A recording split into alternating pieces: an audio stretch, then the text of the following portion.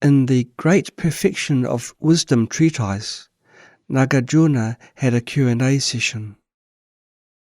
Someone asked, "Not everyone can stop their attachment after seeing impermanence. Many people become more fearful, worried, and attached when they see impermanence. For example, when a king's queen was taken away by an ogre, he was worried. His ministers said to him, 'The queen is still alive. Why are you so worried?' The king replied, 'I'm not worried about losing my wife. I'm afraid that the prosperous period is about to pass. It's like a person who loves flowers. When he sees the flowering period is almost over, he becomes more attached to them.' As we all know, in Dream of the Red Chamber, Lin Yu saw the flowers bloom and fade, feeling very sad and burying the flowers.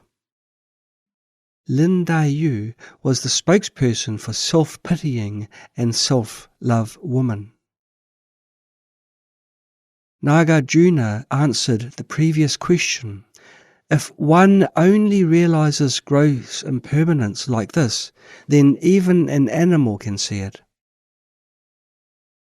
Therefore, to truly meditate on impermanence, we must meditate on subtle impermanence, which means observing the momentary arising and ceasing of conditioned things, like a waterfall flowing down, like a flame arising and ceasing.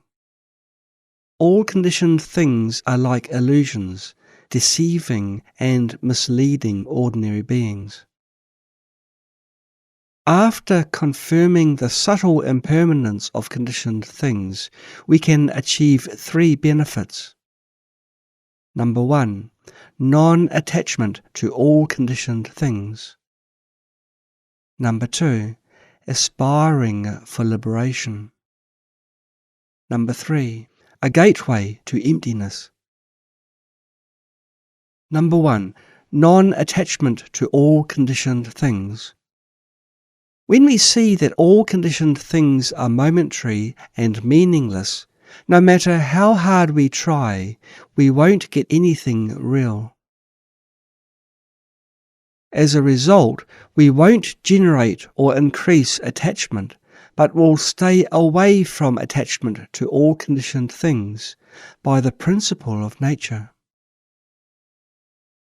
The Great Perfection of Wisdom treatise says, "Before the Buddha appeared in the world, ordinary beings simply used worldly ways to suppress their afflictions.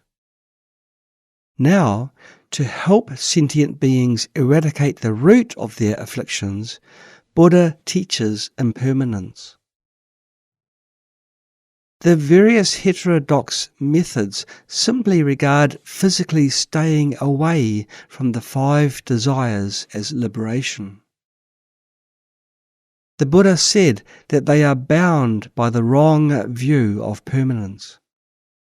They seem to be away from the 5 desires, but they haven't understood subtle impermanence and still believe that there's something permanent. Therefore, they can't be free from attachment, can't eradicate attachment. They can only temporarily suppress their desires, but can't eradicate them.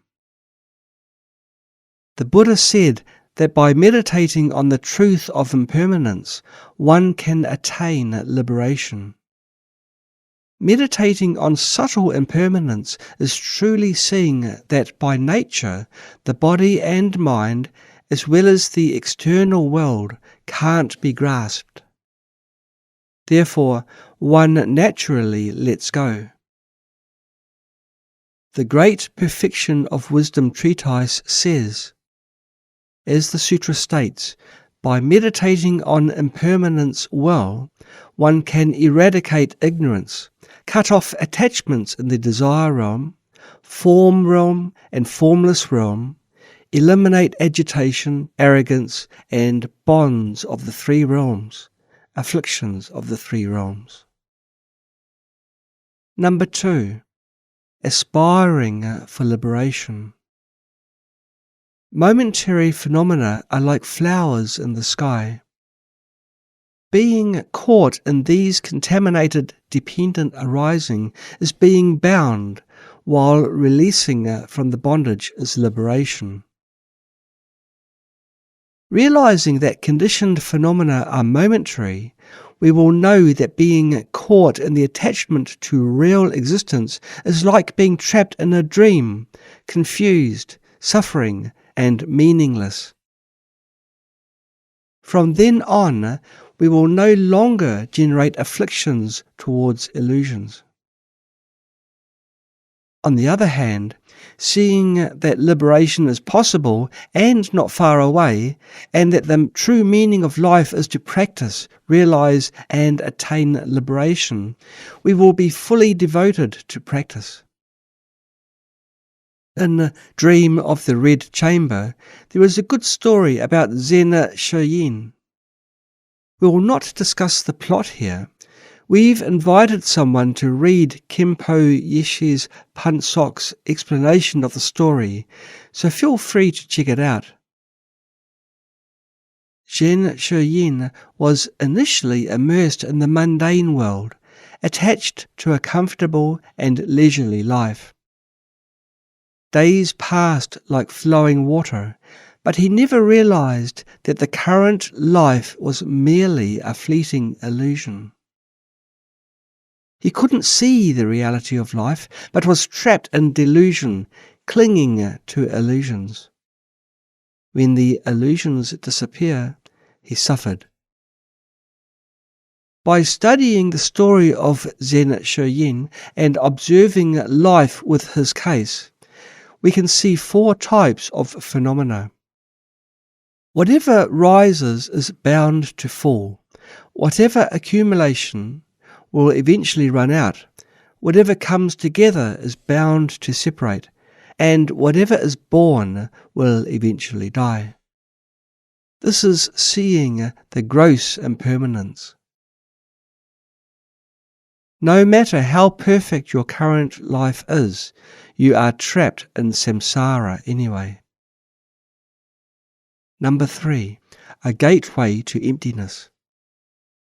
In this way, see through that the rise and fall, success and failure, joy and sorrow, separation and reunion in the world are like a play on stage.